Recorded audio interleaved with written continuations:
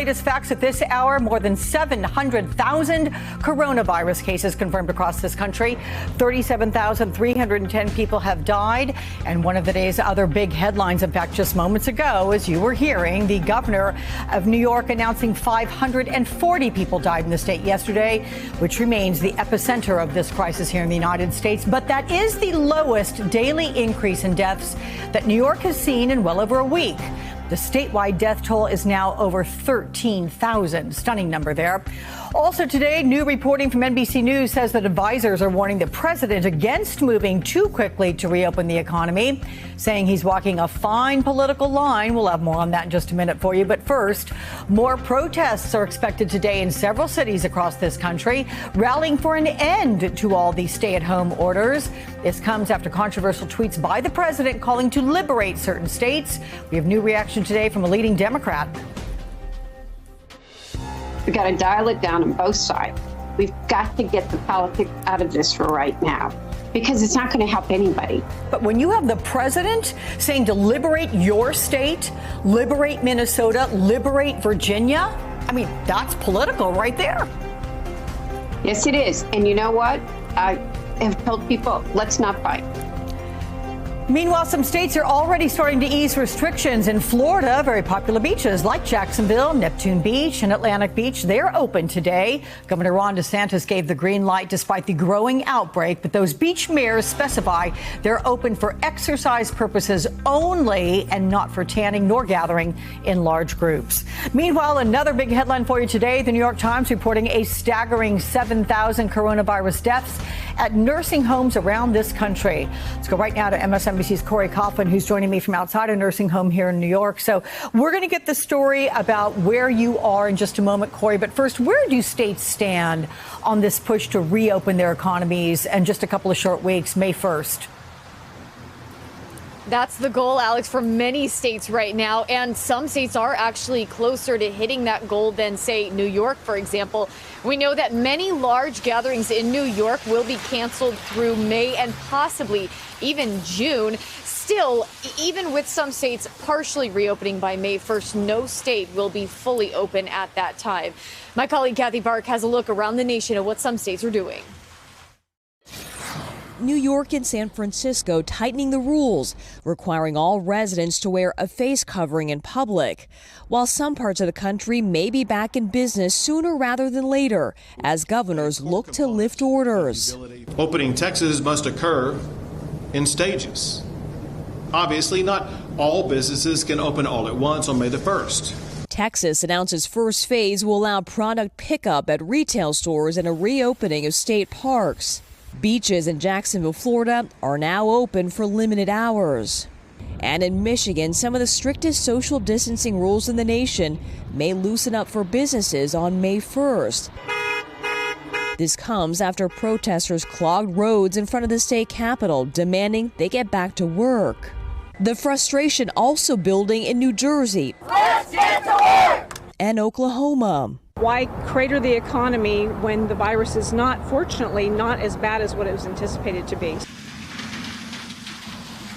And New York does remain the state with the most amount of cases. The governor has a goal of May 15th at the very earliest, Alex, but he does say testing is going to be a major requirement for reopening. And he has said over and over again he needs more assistance from the federal government in order to do that. Now, that drew the ire of the president, who tweeted, quote, Governor Cuomo should spend more time doing and less time complaining. Of course, Cuomo firing back, saying he says he's done enough.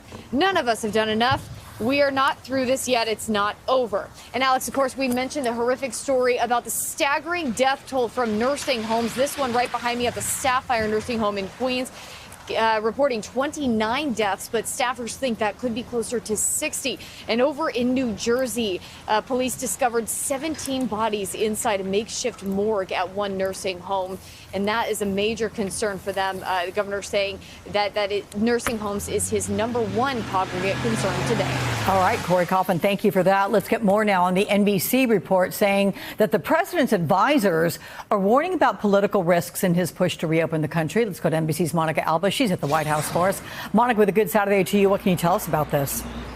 That's right, Alex. A balancing act that continues here for the president as he tries to assure Americans that he is reopening parts of the country safely and in phases, while also evaluating politically what this might mean for his re-election down the road. Our reporting shows that some of his top aides are warning him about easing restrictions too soon, and that might be in part because of some polling that shows that a majority of Americans are actually more worried that those will be eased too quickly and lifted too soon. A Pew report in particular from the last couple of weeks showed that 66% are too afraid that those guidelines will be lifted too quickly, while only 32% feel they may not be lifted quickly enough. But in those states that the president highlighted yesterday, we're talking about Michigan, Minnesota, and Virginia. Those are all led by Democratic governors, and those are states that would be key to his re-election in November. So the president seems to be targeting a message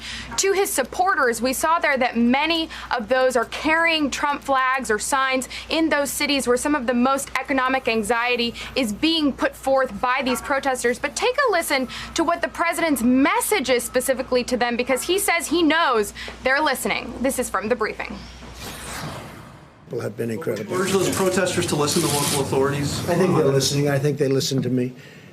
They seem to be protesters that like me and respect this opinion, and my opinion is the same as just about all of the governors.